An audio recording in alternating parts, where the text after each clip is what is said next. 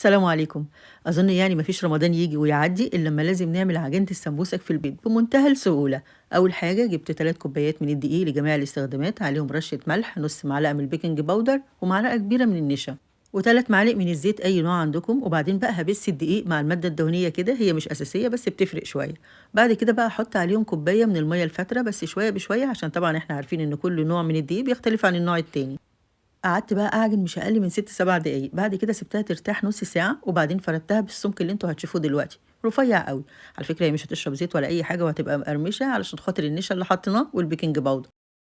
وبعد كده بقى هاقطّعها سمبوكسات بالشكل المتعارف عليه، زي ما هتشوفوا كده.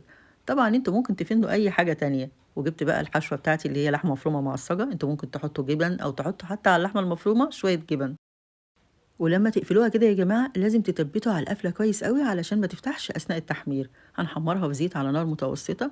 بعد كده بقى هتطلع معاكم أحلى سمبوسك في الدنيا. هي صحيح اسمها سمبوسك والّا سمبوسة عندكم؟ أصل أنا باقول عليها سمبوسك.